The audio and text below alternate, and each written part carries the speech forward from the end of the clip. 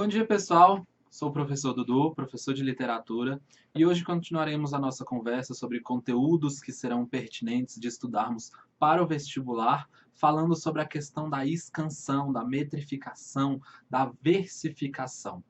Isso é importante, pode não cair de maneira direta na sua prova, mas é importante que você tenha um conhecimento sobre esse assunto, de modo que você saiba entender a estrutura de um poema, porque quando formos conversar em outras aulas no futuro sobre questão de estéticas literárias, períodos literários, vamos ver que muitas vezes os poetas, determinados poetas, seguiam um estilo X com a estrutura do poema baseada em sonetos, contagem de sílabas poéticas de 10 ou 12 versos, por exemplo. Então precisamos entender o que é essa ideia da versificação, da metrificação, ou, como é conhecida, a escansão. Vem na tela comigo. Versificação, escansão. O que seria essa tal dessa escansão? É a análise estrutural de um poema. Olha para mim. Pessoal, quando falamos sobre escansão, nós estamos falando sobre a sonoridade, estamos falando sobre rimas, estamos falando sobre ritmo, sobre métrica. Lembra o que é métrica? Métrica é aquela ideia da contagem de sílabas poéticas dos seus versos. Então, é preciso você estar ligado no que é isso, como isso funciona para você. Beleza? Então, vamos dar uma lembradinha em algo muito importante sobre a contagem de sílabas poéticas. Vem comigo para a tela. Pessoal, peguei aqui dois versinhos da mais tradicional poesia brasileira, do mais tradicional poema brasileiro, Canção do Exílio, do Gonçalves Dias. Minha terra tem palmeiras, onde canta o sabiá. Pessoal, contagem de sílabas poéticas, separação de sílabas poéticas. É diferente da separação de sílabas que estamos habituados a fazer, que a gente aprendeu lá no nosso segundo ano, na nossa primeira série. Se fôssemos separar as sílabas, a maneira gramatical seria bem fácil. Minha terra tem palmeiras, onde canta o sabiá. Mas a separação de sílabas poéticas, ela é um pouquinho diferente, beleza? A gente tem que observar, quando falamos sobre separação de sílabas poéticas, que o que realmente importa é o ritmo. Por exemplo, olha aqui para mim. Quando você lê esse poema, Minha terra tem palmeiras onde canto sabiá, você observa que, por conta do ritmo, da sua respiração, você não fala onde canta o sabiá. Você fala onde canto sabiá. Então, é na maneira como se lê, é na questão da oralidade, da leitura, que você vai observar essa separação de sílabas poéticas, observando alguns detalhes. Agora vamos fazer a separação das sílabas de maneira poética. Vem para a tela. Eu vou até escolher outra corzinha aqui. A gente vai fazer de azul. A separação das sílabas poéticas. Ficaria dessa maneira. Minha terra tem palmeiras. Primeiro detalhe, a gente parou de contar no MEI, ao MEI. Por quê? Porque na contagem de sílabas poéticas, contamos apenas até a última sílaba tônica.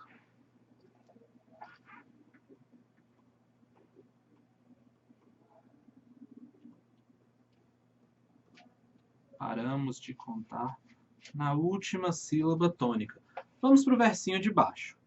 Onde canta o... Volta. Você observa aqui, como eu comentei com vocês, isso aqui se juntou. Onde canta o sabiá. O A, ele não é falado. Onde canta o sabi, aqui, a última sílaba tônica, calhou de ser realmente a última sílaba da palavra. Última sílaba tônica.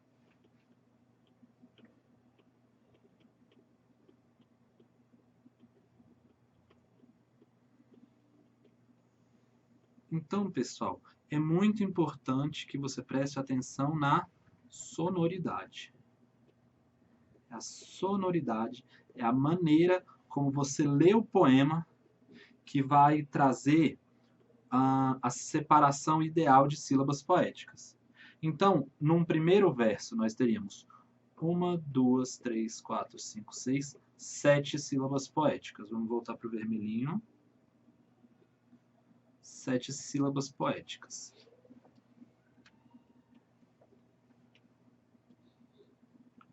No versinho de baixo, onde canto sabe a 1, 2, 3, 4, 5, 6, 7 sílabas poéticas. Isso aqui é o que nós chamamos de redondilha maior. Muito, muito usada durante o romantismo. A redondilha é bastante usada durante o romantismo. Romantismo esse de onde tiramos esse poeminha. Então, pessoal, volta aqui comigo. Após fazermos a contagem de sílabas poéticas, observamos então a estrutura do verso. Se o verso tem 7 sílabas, ele é uma redondilha, ele pode ser uma redondilha maior, uma redondilha menor, ele pode ser um verso alexandrino, ele pode ser um verso bárbaro. Então, na hora de analisar a estrutura do seu poema, verso a verso, você conta as sílabas poéticas. Dá uma olhadinha na contagem que você vai fazer. Vem comigo na tela. Se o seu verso tem uma sílaba, ele é um monossílabo. E assim a gente vai contando, dá um print aí na tela, anota aí no seu caderno, um versinho, uma sílaba só, monossílabo, e aí vamos, a gente segue na ordem, de sílabo, trissílabo, tetrassílabo, pentassílabo, hexassílabo, heptassílabo, octossílabo, eneassílabo, decassílabo, endecassílabo, dodecassílabo, verso bárbaro. Alguns detalhes aqui, pessoal. O verso de 5 sílabas poéticas também é uma redondilha. Agora, uma redondilha menor.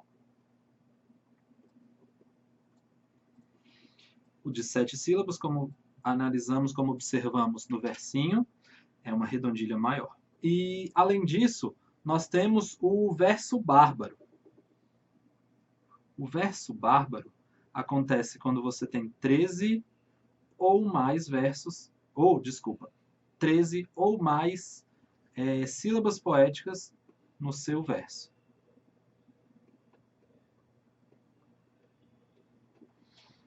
Beleza? Volta aqui comigo. Pessoal, então na hora de analisarmos estruturalmente o nosso poema, vamos observar uma certa ordem ou a ausência dessa ordem. O que quer dizer que, vem comigo na tela, esse verso pode ser isométrico ou esse verso pode ser heterométrico. Isométrico, você vai observar se todos os seus versinhos, todos os versos da sua estrofe, possuem a mesma contagem de sílabas poéticas. Como foi no caso do trechinho que a gente leu, Minha Terra Tem Palmeiras, onde canta o sabiá, os 2 versinhos são versos de 7 sílabas poéticas. São versos isométricos. Se a contagem de sílabas poéticas ela é diversa, então vamos ter um verso heterométrico. Olha para mim. Pessoal, beleza. Primeira coisa que fizemos foi contar as sílabas poéticas dos nossos versos, de cada verso do nosso poema. Depois disso, o que fazemos? Depois disso, vamos observar a estrofe. Mas o que é uma estrofe? A estrofe é um conjunto de versos. Nada mais que isso. Qual o tamanho da nossa estrofe? Isso que vamos observar. Também haverá uma contagem ainda mais fácil, no caso das estrofes, para fazermos na hora de analisarmos os nossos poemas. Vem para a tela comigo. Pessoal, classificação das estrofes. O que é uma estrofe? Um conjunto de versos.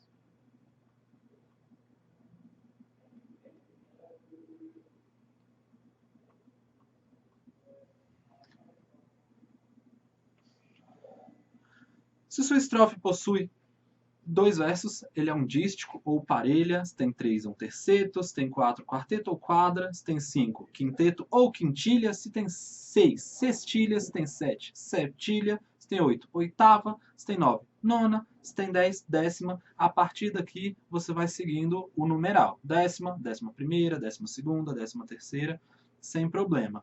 E aí, você ficou com uma dúvida bem aqui. Existe a estrofe de um verso? Olha para mim. Pessoal, uma estrofe de um verso é um verso. Beleza? Não fica preocupado com isso. a estrofe de um verso é um verso, até porque o que é estrofe? É um conjunto de versos. Se tem um verso solto, é uma estrofe de um verso ou apenas um verso. Existe aquilo que eles chamam de monóstico. Vem para a tela que eu vou colocar aqui para vocês. O monóstico é um poema de um verso só. Sim, existem poemas de um verso só.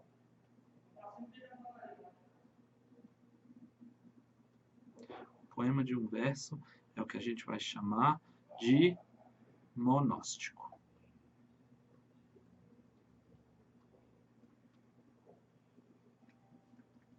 Volta comigo aqui. Pessoal, além da contagem de sílabas poéticas, além da contagem de versos, possuímos também a ideia da sonoridade dentro do poema, algo muito importante, o ritmo e a rima, a questão do som dentro do seu poema. E o que vem a ser a rima? Como a gente poderia explicar o que é a rima?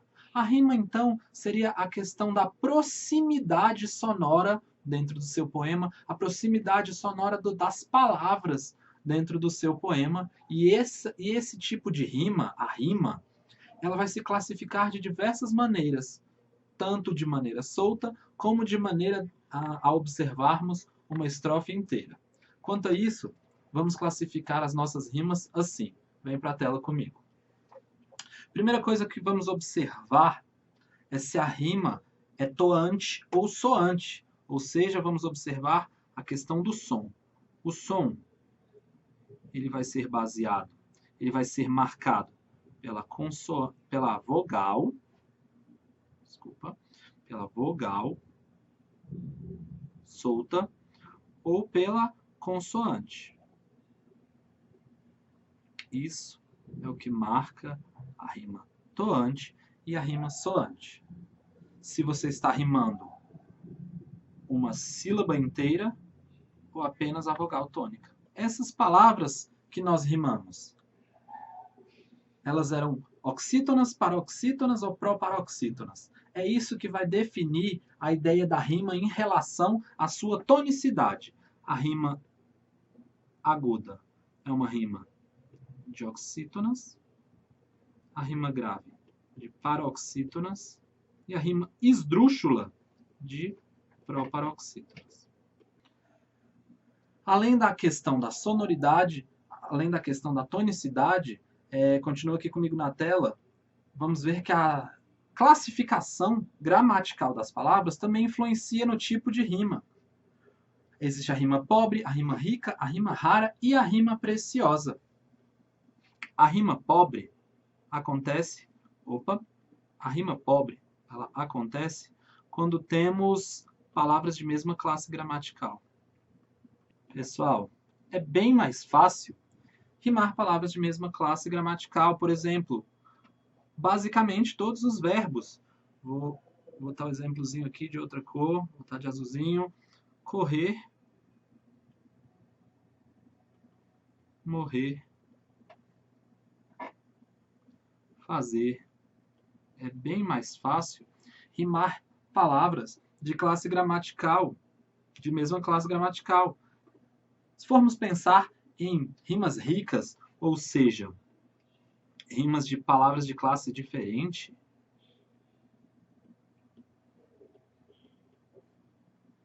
palavras de classe diferente é um pouco mais difícil de acontecer, é um pouco mais difícil de criar.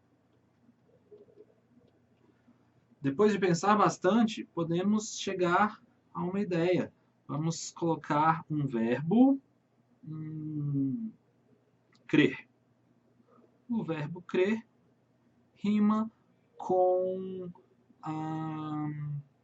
o pronome você. Você que funciona como pronome. Palavras de classe gramatical diferentes. Então, a ideia que eu sei que um dia você teve de que rima rica é rimar palavras bonitonas, não funciona aqui. Rimar palavras diferentes, rimar palavras não usuais, é o que chamamos de rima rara.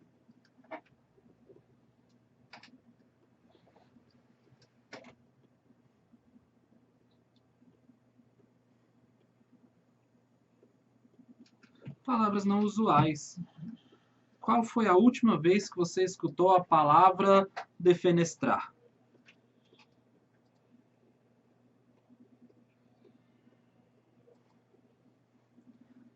Qual foi a última vez que você escutou a palavra obnubilar?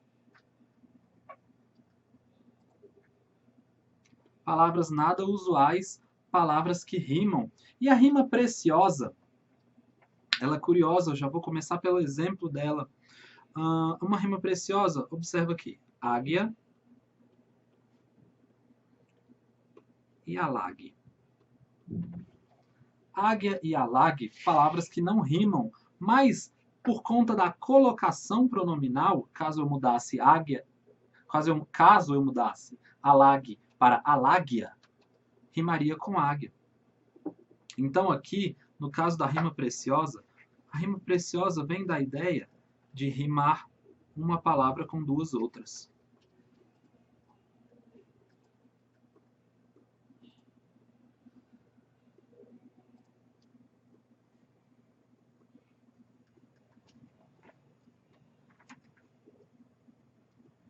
Então essas são as definições de rima pobre, rima rica, rima rara e rima preciosa. Vem comigo. Pessoal, além da questão da sonoridade das palavras, a sonoridade das palavras, a maneira solta, né, como acabamos de fazer, é preciso observar dentro do poema se existe uma lógica entre os diferentes versos, entre as rimas dentro de diferentes versos, onde estão localizadas essas rimas na nossa estrofe. Pensando dessa maneira, vamos ter uma organização das rimas dentro dos versos, dentro das estrofes, a posição dessas rimas. Vem comigo na tela. Pessoal, uma rima pode ser emparelhada se observarmos uma certa lógica dentro dos versos da estrofe. Por exemplo, o que seria uma rima AABB, uma rima emparelhada? Seria a ideia do nosso primeiro verso rimar com o segundo, o terceiro verso rimar com o quarto, e assim sucessivamente dentro da sua estrofe. Por exemplo, poderia continuar CC, o quinto, rima com o sexto, DD, o sétimo, rima com o oitavo. Isso é o que a gente chama de rima emparelhada. Ainda na tela, as rimas cruzadas. Qual seria a lógica da rima cruzada, da rima alternada? O primeiro verso rima com o terceiro verso, o segundo verso rima com o quarto verso, e assim continuaria da mesma maneira. CD, CD, o quinto com o sétimo, o sexto com o oitavo. A rima interpolada, ela teria polos.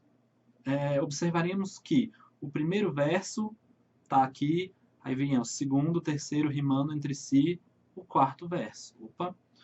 O quarto verso. É uma lógica que precisamos observar se existe ou não, porque ela pode não existir. Podemos ter uma estrofe de versos mistos, não haver uma organização lógica dentro da nossa estrofe, assim como podemos ter os versos brancos, que são versos, são estrofes, onde não encontramos uma rima.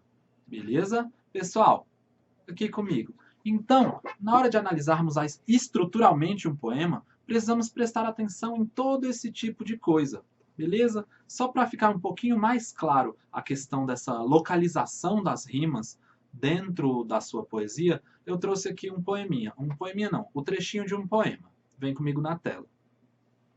Se a cólera que espuma, a dor que mora na alma e destrói cada ilusão que nasce, tudo que punge, tudo que devora o coração, no rosto se estampasse. Pessoal, fazendo primeiro a contagem de sílabas poéticas. Vou fazer aqui a do primeiro verso. Se a cólera que espumador que mó. Termina no mó, lembra? Última sílaba tônica. Então, 10 sílabas poéticas. Se a cólera que espumador que mó. 10 sílabas é um pentassílabo. É uma característica da poesia parnasiana os versos sempre terem a mesma contagem de sílabas poéticas. Então, fica o exercício aí. Todos esses 3 versos, os versos seguintes, todos eles possuem 10 sílabas poéticas. Em relação à rima, mora, nasce, mora, passasse, estampasse. Então temos uma rima A, B, A, B. Ops, coloquei o A. A, B. Temos uma rima alternada. Temos uma rima alternada. Pessoal, algo muito importante. A rima, ela não vai ficar sempre, ela não vai se colocar sempre na última sílaba, no final do verso. Você pode ter o que a gente chama de rima interna, quando o final de um verso rima com o interior de outro. Então, não tenta dar uma de espertinho e ir sempre no final do verso procurando a rima, porque isso pode trazer problema para você. Beleza? Volta aqui comigo. Pessoal, então, sobre as questões estruturais dos poemas, a gente para a nossa conversa por aqui, porque agora você já sabe, você lembrou muito bem a questão da escansão, a questão da análise estrutural de poemas, estrutural de versos. Beleza? Eu sou o professor Dudu, de literatura, sempre bom estar com vocês e até a próxima. Tchau!